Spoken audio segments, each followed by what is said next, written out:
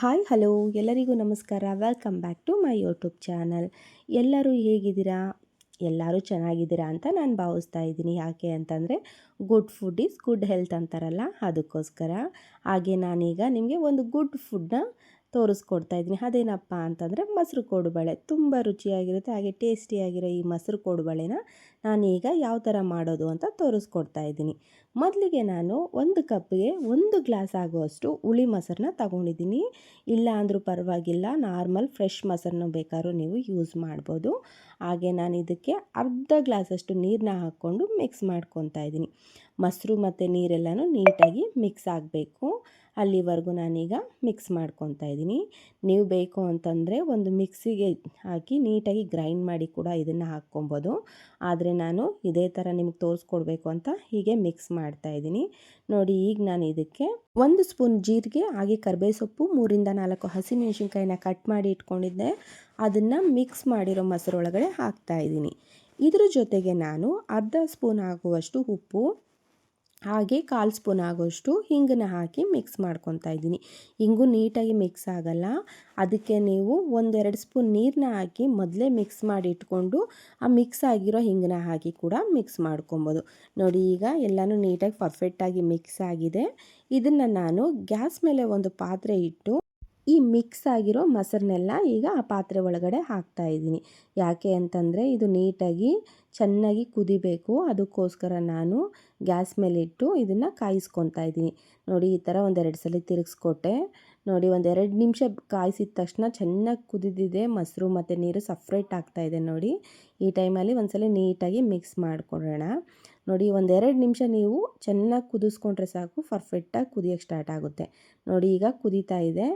ಇದಕ್ಕೆ ನಾನು 2 ಕಪ್ ಆಗುವಷ್ಟು ಸಣ್ಣ ಕಪ್ಪಲ್ಲಿ ಅಕ್ಕಿ ಹಿಟ್ಟನ್ನ ಈ ಕುದೀತಾ ಇರೋ ಮೊಸರಿಗೆ ಹಾಕ್ತಾಯಿದ್ದೀನಿ. ಯಾಕಪ್ಪ ಇದನ್ನು ನಾನು ಮೊಸರನ್ನ ಕುದಿಸ್ಕೊಂಡೆ ಅಂತಂದರೆ ತುಂಬ ರುಚಿಯಾಗಿರುತ್ತೆ, ಖಾರ ಎಲ್ಲ ನೀಟಾಗಿ ಬಿಟ್ಕೊಂಡು ಪರ್ಫೆಕ್ಟಾಗಿ ಮಿಕ್ಸ್ ಆಗುತ್ತೆ, ಅದಕ್ಕೋಸ್ಕರ. ನೋಡಿ, ಈ ಥರ ಕುದ್ದಿದೆ. 2 ಕಪ್ ಹಾಕಿದ್ದೆ ನೋಡಿ ಅಕ್ಕಿ ಹಿಟ್ಟು. ಇದಕ್ಕೆ ಕರೆಕ್ಟಾಗಿ ಮೆಜರ್ಮೆಂಟಾಗಿ ಹಾಕ್ಕೊಂಡಿದ್ದೆ, ಅದಕ್ಕೋಸ್ಕರ ನನಗೆ ಗಟ್ಟಿ ಕೂಡ ಆಗಿಲ್ಲ, ತೀರಾ ತೆಳುವು ಕೂಡ ಆಗಲಿಲ್ಲ. ಈಗ ನಾನು 1 ಸ್ಪೂನ್ ಸಹಾಯದಲ್ಲಿ ನೀಟಾಗಿ ಎಲ್ಲ ಅಕ್ಕಿ ಹಿಟ್ಟನ್ನ ಮೊಸರಲ್ಲಿ ಮಿಕ್ಸ್ ಮಾಡ್ಕೊತಾ ಇದ್ದೀನಿ. ಉಂಡೆ ಥರ ಇರಬಾರ್ದು, ಅದಕ್ಕೋಸ್ಕರ ನಾವು ನೀಟಾಗಿ ಮಿಕ್ಸ್ ಮಾಡ್ಕೊಳ್ಳೋಣ.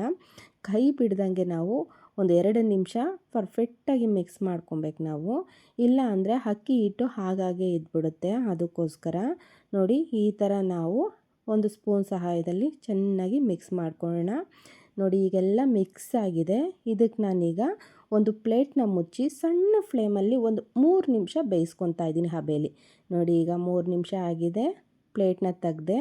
ಇದನ್ನೆಲ್ಲ ನಾನೀಗ ಇನ್ನೊಂದು ಪ್ಲೇಟ್ಗೆ ಶಿಫ್ಟ್ ಮಾಡ್ಕೊತಾ ಇದ್ದೀನಿ. ಯಾಕೆ ಅಂದರೆ ಇದನ್ನು ನೀಟಾಗಿ ನಾದ್ಕೊಬೇಕು, ಅದಕ್ಕೋಸ್ಕರ ಇನ್ನೊಂದು ಪ್ಲೇಟ್ಗೆ ಹಾಕ್ಕೊತಾ ಇದ್ದೀನಿ. ಬಿಸಿ ಹಾರಲಿ, ಹಾಗೆ ಬಿಸಿಲೆಲ್ಲ ಮುಟ್ಟೋದಕ್ಕೆ ಹೋಗಬೇಡಿ, ಕೈ ಸುಡುತ್ತೆ.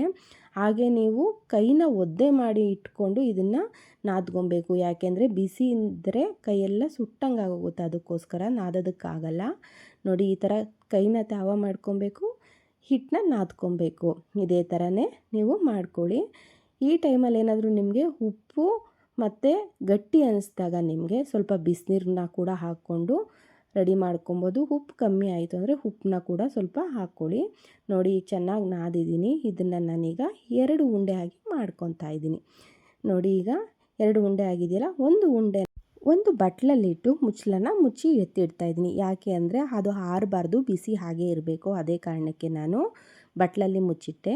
ಈಗ ಇನ್ನೊಂದು ಉಂಡೆ ಏನಿದೆ ನೋಡಿ, ಅದನ್ನು ಸಣ್ಣ ಸಣ್ಣ ಉಂಡೆ ಆಗಿ ಮಾಡ್ಕೊತಾ ಇದ್ದೀನಿ. ಬಿಸಿ ಇರಬೇಕಂದ್ರೇ ಇದನ್ನು ಮಾಡಿಕೊಂಡ್ರೆ ತುಂಬ ಚೆನ್ನಾಗಿರುತ್ತೆ, ಅದಕ್ಕೋಸ್ಕರ ಇದನ್ನು ಬಿಸಿ ಬಿಸಿ ಇರಬೇಕಂದ್ರೇ ನೀವು ಕೂಡ ಮಾಡ್ಕೊಳ್ಳಿ.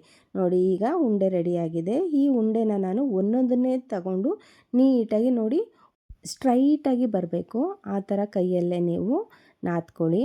ನೋಡಿ, ಈ ಥರ ಸಾಫ್ಟಾಗಿದ್ದರೆ ಚೆನ್ನಾಗಿ ಬರುತ್ತೆ, ಎಲ್ಲೂ ಅದು ಬಿಟ್ಕೊಳಲ್ಲ. ಸ್ಟ್ರೈಟಾಗಿ ನೋಡಿ ಎಷ್ಟು ನೀಟಾಗಿ ಬಂದಿದೆ ಅಂತ.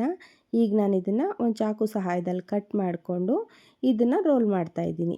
ನೋಡಿ, ಕೋಡುಬಳೆ ಯಾವ ಥರ ಶೇಪ್ ಇದೆಯೋ ಆ ಶೇಪಲ್ಲಿ ಇದನ್ನು ನಾನೀಗ ರೆಡಿ ಮಾಡಿಕೊಂಡೆ.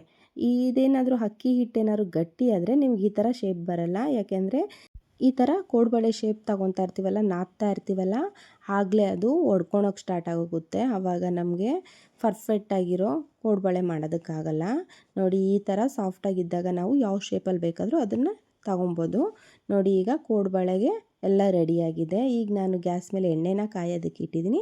ಜೊತೆಗೆ ನಾನು ಕೋಡುಬಳೆಗಳನ್ನ ಕೂಡ ನೀಟಾಗಿ ತೀಡಿಟ್ಕೊಂಡಿದ್ದೀನಿ. ಈಗ ಎಣ್ಣೆ ಚೆನ್ನಾಗಿ ಕಾದಿದೆ. ಈಗ ನೋಡಿ ಒಂದೊಂದೇ ಕೋಡುಬಳೆನ ಎಣ್ಣೆ ಒಳಗಡೆ ಬಿಡ್ತಾ ಇದ್ದೀನಿ. ಎಷ್ಟು ಈಸಿಯಾಗಿ ಮಾಡಿಕೊಂಡೆ ಅಂತ ನೀವು ನೋಡಿದ್ರಲ್ವ. ನೀವು ಕೂಡ ಇದೇ ಥರನೇ ನೋಡ್ಕೊಳ್ಳಿ. ಜಾಸ್ತಿ ಹೈ ಫ್ಲೇಮಲ್ಲೆಲ್ಲ ಬೇಯಿಸ್ಕೊಬೇಡಿ. ಗ್ಯಾಸ್ನ ಸಣ್ಣ ಮಾಡಿ ಇಟ್ಕೊಂಡು ಇದನ್ನು ಬೇಯಿಸ್ಕೊಳ್ಳಿ. ಆಲ್ರೆಡಿ ಅಕ್ಕಿ ಹಿಟ್ಟು ಹಬೆಯಲ್ಲಿ ಬೆಂದಿದೆ ಅಲ್ವಾ, ಎಲ್ಲ ಒಳಗಡೆ ಎಲ್ಲ ಸಾಫ್ಟಾಗಿ ಆಲ್ರೆಡಿ ಬೆಂದಿರುತ್ತೆ. ಮೇಲೆ ಮಾತ್ರ ಗರಿ ಗರಿಯಾಗಿ ಬೇಯಬೇಕು. ಅದಕ್ಕೋಸ್ಕರ ಗ್ಯಾಸ್ನ ಸಣ್ಣ ಮಾಡಿ ಇಟ್ಕೊಂಡು ಬೇಯಿಸ್ಕೊಂಡ್ರೆ ಚೆನ್ನಾಗಿ ಒಳಗಡೆನೂ ಕೂಡ ಇನ್ನೂ ಸ್ವಲ್ಪ ಗರಿ ಗರಿಯಾಗಿ ಬೇಯುತ್ತೆ ಅಂತ ಹೇಳ್ತಿರೋದು. ನೋಡಿ ಈಗ ಒಂದು ಸೈಡ್ ಚೆನ್ನಾಗಿ ಬೆಂದಿದೆ. ಈಗ ಮತ್ತೊಂದು ಸೈಡು ಬೇಯಲಿ ಅಂತ ಅಂದ್ಬಿಟ್ಟು ತಿರ್ಗಿಸ್ಕೊಡ್ತಾ ಇದ್ದೀನಿ. ಯಾಕೆಂದರೆ ಒಂದು ಸೈಡ್ ಬೆಂದಿರುತ್ತೆ, ಮತ್ತೊಂದು ಸೈಡ್ ಬೆಂದಿರಲ್ಲ. ಅದಕ್ಕೋಸ್ಕರ ಎರಡು ಸೈಡು ನೀಟಾಗಿ ಬೇಯಿಸ್ಕೊಬೇಕು. ಇದೇ ಥರ ಒಂದು 2-3 ನಿಮಿಷ ಎಣ್ಣೆಲೇ ಚೆನ್ನಾಗಿ ಬೇಯಿಸ್ಕೊಬೇಕು. ಆಗ ನಮಗೆ ಗರಿ ಆಗಿರೋ ಮೊಸರು ಕೋಡುಬಳೆ ರೆಡಿಯಾಗುತ್ತೆ. ಈಗ ನಾನು ಯಾರೆಲ್ಲ ಈ ಚಾನಲ್ನ ನೋಡ್ತಾ ಇದ್ದೀರಾ ನೋಡಿ, ಪ್ಲೀಸ್ ಅವರೆಲ್ಲ ಸಬ್ಸ್ಕ್ರೈಬ್ ಮಾಡಿ, ಹಾಗೆ ಲೈಕ್ ಮಾಡಿ, ಶೇರ್ ಮಾಡಿ ಅಂತ ಕೇಳ್ಕೊತಾ ಇದ್ದೀನಿ. ನೋಡಿ ಈಗ ಕಲರೆಲ್ಲ ಚೇಂಜ್ ಆಗಿ ನಮಗೆ ಕೋಡುಬಳೆ ರೆಡಿ ಆಗ್ತಾ ಇದೆ. ಒಂದೇ ಸಲ ನೀವು ಇದನ್ನು ಕೋಡುಬಳೆನ ರೆಡಿ ಮಾಡ್ಕೊಬೋದು. ಅಷ್ಟು ಪರ್ಫೆಕ್ಟಾಗಿ ರುಚಿಯಾಗಿರೋ ಕೋಡುಬಳೆ ನೀವು ರೆಡಿ ಮಾಡ್ಕೊಬೋದು. ನೋಡಿ ಈಗೆಲ್ಲ ಚೆನ್ನಾಗಿ ಬೆಂದಿದೆ. ಇದನ್ನೆಲ್ಲ ನಾನು ತೆಗ್ದು ಒಂದು ಪ್ಲೇಟ್ಗೆ ಹಾಕ್ಕೊತಾ ಇದ್ದೀನಿ. ಹಾಗೆ ನಾನು ಇದ್ರ ಜೊತೆಗೆ ಆಗಲೇ ಇನ್ನೂ ಒಂದು ಸ್ವಲ್ಪ ತೀಡಿಟ್ಕೊಂಡಿದ್ದೆ ನೋಡಿ ಕೋಡುಬಳೆನ, ಅದನ್ನು ಕೂಡ ಎಣ್ಣೆ ಒಳಗಡೆ ಬಿಟ್ಟು ನೀಟಾಗಿ ಕೋಡುಬಳೆನ ರೆಡಿ ಮಾಡ್ಕೊಳ್ಳೋಣ. ಎಷ್ಟು ಈಸಿ ಅಲ್ವಾ ಈ ಕೋಡುಬಳೆನ ರೆಡಿ ಮಾಡ್ಬೋದು. ನಾರ್ಮಲ್ ಕೋಡುಬಳೆನ ಮಾಡೋದಕ್ಕೆ ಬರಲ್ಲ ಅನ್ನೋರು ಈ ಥರ ಈಸಿಯಾಗಿರೋ ಮೊಸರು ಕೋಡುಬಳೆನ ರೆಡಿ ಮಾಡ್ಕೊಬೋದು. ತುಂಬ ರುಚಿಯಾಗಿರುತ್ತೆ. ಹಾಗೆ ಈವ್ನಿಂಗ್ ಟೈಮ್ಗೆ ಪರ್ಫೆಕ್ಟಾಗಿರೋ ಸ್ನ್ಯಾಕ್ಸು ಕೂಡ ಇದು. ನೋಡಿ ಎಷ್ಟು ನೀಟಾಗಿ ಒಳಗಡೆ ಎಲ್ಲ ಬೆಂದಿದೆ, ಮೇಲೆ ಗರಿಗರಿಯಾಗಿ ಕೋಡುಬಳೆ ರೆಡಿಯಾಗಿದೆ ಅಂತ. ಇದನ್ನು ನಾನೀಗ ಒಂದು ಸರ್ವಿಂಗ್ ಪ್ಲೇಟ್ಗೆ ಸರ್ವ್ ಮಾಡ್ತಾಯಿದ್ದೀನಿ. ಇಷ್ಟಪಟ್ಟು ತಿಂತಾರೆ. ತುಂಬ ರುಚಿಯಾಗಿರುತ್ತೆ ಈ ಕೋಡುಬಳೆ. ಹಾಗೆ ಯಾರೂ ಕೂಡ ಬೇಡ ಅನ್ನಲ್ಲ, ಮತ್ತೊಂದು ಸಲ ಮಾಡಿಕೊಡಿ ಅಂತ ಕೇಳ್ತಾರೆ. ಅಷ್ಟು ಚೆನ್ನಾಗಿರುತ್ತೆ. ಈ ಕೋಡುಬಳೆ ಜೊತೆಗೆ ನಾನೀಗ ಸ್ವಲ್ಪ ಚಟ್ನಿನ ಯೂಸ್ ಮಾಡಿ ಕಾಂಬಿನೇಷನ್ ಆಗಿ ತಿಂತಾಯಿದ್ರೆ ರುಚಿ ಅನ್ನೋದು ನೆಕ್ಸ್ಟ್ ಲೆವೆಲಾಗಿರುತ್ತೆ. ನೀವು ಕೂಡ ಮಾಡ್ಕೊಳ್ಳಿ, ಮನೆಯವ್ರಿಗೂ ಮಾಡಿಕೊಡಿ. ಯಾವ ಥರ ಇದೆ ಅಂತ ಪ್ಲೀಸ್ ನಂಗೆ ತಿಳಿಸಿ ಅಂತ ಕೇಳ್ಕೊತಾ ಇದ್ದೀನಿ. Thank you.